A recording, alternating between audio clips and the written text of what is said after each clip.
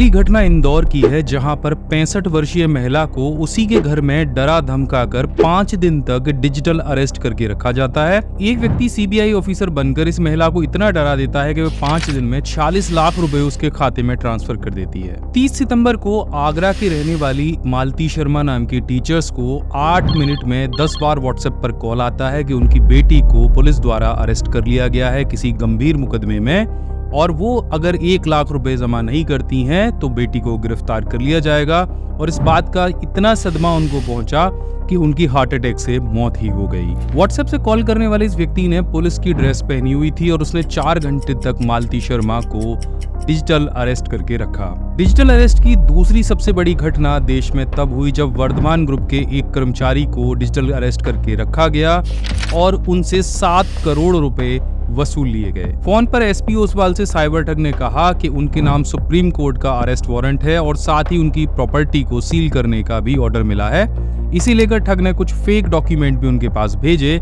Cyber ठगों ने SP Oswal को 2 दिनों तक डिजिटल अरेस्ट करके रखा और 7 करोड़ रुपए का चूना लगा दिया। इसी तरह से देश के अलग अलग हिस्सों में आजकल समाचार पत्रों के माध्यम से डिजिटल अरेस्ट के नए केस सामने आ रहे हैं और बहुत सारे लोगों को अलग अलग तरह से साइबर फ्रॉड, अलग अलग तरह की ठगी कर रहे हैं और लाखों रुपए का चूना लगा रहे हैं। डिजिटल अरेस्ट एक ऐसा शब्द है जो हमारे कानून की डिक्शनरी में नहीं है, लेकिन फिर भी डिजिटल अरेस्ट के माध्यम से अभी देश में पिछले 1-2 महीने के अंदर लाखों करोड़ों लोगों को बहुत सारा चूना लगाया जा चुका है और साथ में ही बहुत सारे केसों में तो लोगों ने अपनी जान तक गंवा दी है।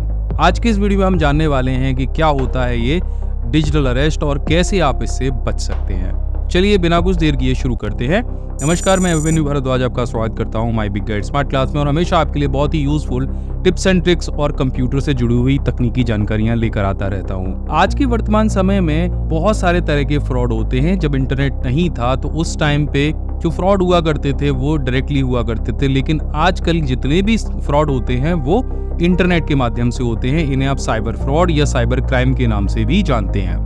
लेकिन इससे पहले जो फ्रॉड हुआ करते थे वो किसी को लिंक भेजकर, किसी से गूगल पे या व्हाट्सएप से कोई QR कोड भेजकर या OTP मांगकर या आपके क्रेडिट कार्ड और डेबिट कार्ड का CVV पिन मांगकर किए जाते थे। लेकिन आजकल बहुत ज्यादा एक पॉपुलर साइबर क्राइम चलन में आ गया है जिसका नाम है डिजिटल अरेस्ट। तो इसमें क्या करते हैं, साइबर अपराधी जो होते हैं वो सामने वाले व्यक्ति को इस कदर उसको डरा देते हैं, धमका देते हैं कि वो पैसे तो ले ही लेते हैं, साथ में बहुत सारे केसों में उनकी जान भी चली जाती है। वो इतने टेंशन में आ जाते हैं। तो चलिए जानते हैं कि ये जो डिजिटल अरेस्ट जो शब्द है ये कहाँ से आया है और अगर आप भी कभी इस तरह के केस में फंस जाते हैं तो आपको क्या करना है। तो डिजिटल अरेस्ट एक तरह का साइबर धोखा, एक साइबर फ्रॉड है या साइबर स्कैम है जिसमें स्कैमर सामने वाले व्यक्ति को फोन करके बताता है कि वो किसी कानूनी पेच में फंस गए हैं या उनका जो एक कुरियर है उसमें कोई ऐसा सामान निकला है जो पुलिस की गिरफ्त में है और अगर वो उनको पैसे नहीं देते हैं तो उनका कोई सगा संबंधी या वो खुद किसी कानूनी पचड़े में पड़ सकते हैं और उससे बचने के लिए उनको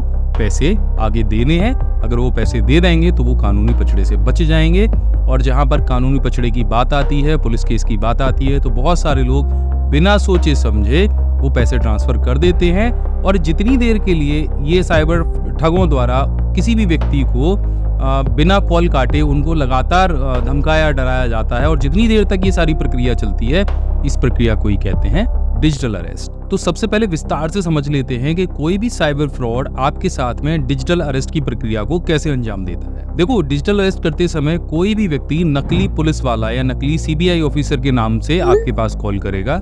ये जो फोन है ये आपके इंडियन नंबर से नहीं आएगा, या तो ये व्हाट्सएप कॉल होगी या किसी बाहर के नंबर से ये कॉल की जाएगी, या फिर इंटरनेट के ऊपर ऐसी बहुत सारे वेबसाइट्स हैं जो आपको एक फेक नंबर जनरेट करके देती हैं जिसके माध्यम से ये कॉल आएगी। और बात करते समय आपके ऊपर ये दबाव बनाया जाएगा कि आप जो फोन है उसको नहीं काट सकते। अगर आप फोन काट भी देते हैं तो अलग अलग माध्यमों से आपके पास कॉल किया जाएगा। कॉल करते समय ये ध्यान रखा जाता है कि आपसे जो व्यक्ति बात कर रहा है वो सटीक उसी पॉइंट पर बात करेगा, या तो पैसों के बारे में बात करेगा या आपके बैंक अकाउंट के बारे में बात करेगा कि आपके बैंक अकाउंट से कोई नकली ट्रांजैक्शन हुआ है या फिर आपने कहीं से बहुत सारा ऐसा पैसा अपने खाते में ले रखा है जिसकी आपने कोई भी सूचना इनकम टैक्स डिपार्टमेंट को नहीं दी है, या फिर कस्टम पे आपका कोई ऐसा कुरियर पकड़ा गया है जिसमें कुछ ऐसी चीजें हैं जिससे आप जेल जा सकते हैं, या फिर आपका जो बच्चा है या आपका कोई करीबी रिश्तेदार है या आपका कोई अपना है वो किसी ऐसे केस में पुलिस ने पकड़ लिया है जिसको छुड़ाने के लिए आपको कुछ पैसे देने पड़ेंगे। तो ये सारी कॉल और कन्वर्सेशन अगर इस तरह के होते हैं तो आपको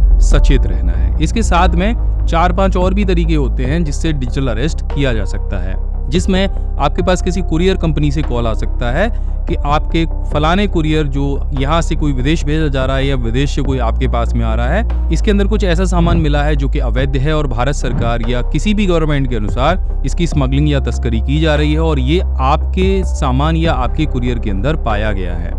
इसके अलावा आपका बच्चा कहीं पर खेलने गया है तो उसको किडनैप कर लिया गया है, या इस तरह की जो चीजें हैं वो वहां पर आपसे फोन पर बोली जाती हैं। तो जो कोई भी आम इंसान है वो इस तरह की शब्दों को सुनकर बहुत तेजी से घबरा जाता है, और जो सामने वाला व्यक्ति बोल रहा होता है उसकी भाषा शैली, वेशभूषा भी इस तरह की होती है कि कोई भी व्यक्ति बहुत जल्दी से इन चीजों का विश्वास कर लेता है। अब डिजिटल अरेस्ट से कैसे बचें? तो देखो, सबसे पहले आपको ये पहचानना है कि ये जो फोन कॉल आ रहा है या जो मैसेज आ रहा है ये किस नंबर से है। तो जिस नंबर के आगे सबसे पहले +91 लिखा है तो एक भारतीय नंबर है, तो अगर आपको कोई कॉल भारत से आ रहा है तो आप उसे उठा सकते हैं। लेकिन अगर किसी नंबर के आगे +92 लिखा है तो ये नंबर पाकिस्तान का या किसी और देश का है तो इस नंबर को उठाइए ही मत।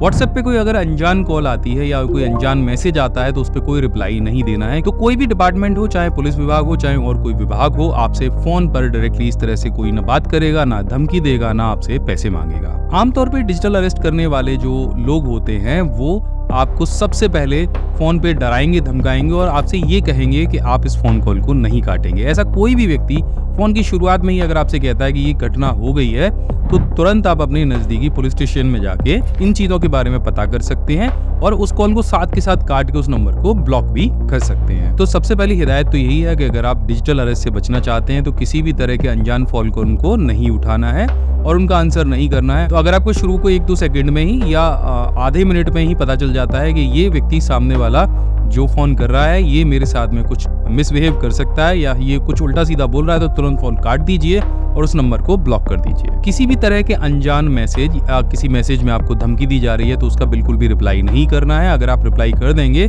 तो सामने वाले के जाल में आप तुरंत से फंस जाएंगे। इस तरह के अगर मैसेज आपको आते हैं तो आप अपने नजदीकी पुलिस स्टेशन में जाके उसकी शिकायत भी दर्ज करा सकते हैं। किसी भी हालत में आपको अपने बैंक अकाउंट की जानकारी बिल्कुल भी नहीं देनी है, चाहे वो कितना भी प्रेशर करे कि हम सीबीआई से बात कर रहे हैं या फिर हम इनकम टैक्स डिपार्टमेंट से बात कर रहे हैं या हम पुलिस स्टेशन से बात कर रहे हैं। किसी भी कंडीशन में आपको अपने बैंक अकाउंट की जानकारी उनको नहीं देनी है, क्योंकि कोई भी बैंक वाला या पुलिस वाला या सीबीआई ऑफिसर या इनकम टैक्स ऑफिसर आपसे ये सारी जानकारियां नहीं मांगते हैं। डिजिटल अरेस्ट से बचने का एक ही तरीका है कि आप सजग रहें, सचेत रहें और कोई भी व्यक्ति अगर इस तरह की कॉल करता है तो आप अपने विवेक का इस्तेमाल करें, ऐसे कॉल्स को काट दें। आपके बच्चों के बारे में अगर कोई जानकारी लेना चाहता है या किसी भी चीज के बारे में जानकारी लेना चाहता है तो आप उनसे ऐसे प्रश्न करें जिनके बारे में उनको जानकारी ना हो, क्योंकि बहुत सारे जो धोखेबाज होते हैं वो आपके द्वारा फोन पर की गई बातों को ही सही मानते हैं। जैसे मान के चलिए कि उन्होंने फोन पे कहा है कि आपके बेटे को अरेस्ट कर लिया, तो आप कोई गलत नाम लेकर अगर संबोधन करेंगे, क्योंकि उनको नहीं पता है कि आप ये जानते कि वो फ्रॉड है, तो आप अगर अपने बच्चे का कोई गलत नाम भी लेंगे तो उसी नाम से वो आपसे बात करना शुरू कर देंगे। तो यहाँ पर आप उनको पकड़ सकते हैं। तो कोई भी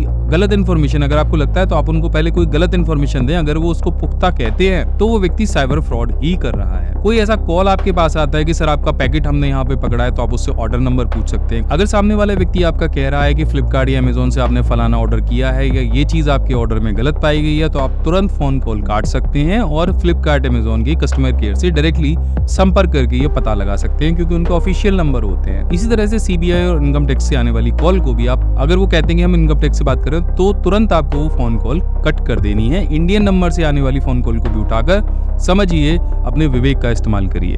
देखो, मैं हमेशा कहता हूं कि आप सोशल मीडिया पर अपनी बहुत सारी जो प्राइवेट इन्फॉर्मेशन है उसको हमेशा शेयर कराते रहते हो। आप कहीं भी गए, किसी का बर्थडे है, एनिवर्सरी है, ऐसी जानकारियों को ये साइबर फ्रॉड करने वाले व्यक्ति कलेक्ट करते रहते हैं और उन्हीं जानकारियों को इस्तेमाल करके आपको वो सटीक बातें बताते हैं जो शायद आपके अलावा कोई बाहर वाला व्यक्ति नहीं जानता है। तो देखो, गृह मंत्रालय ने भी इसके बारे में एक एडवाइजरी जारी की है कि आप इस तरह के किसी भी धोखे में ना आए।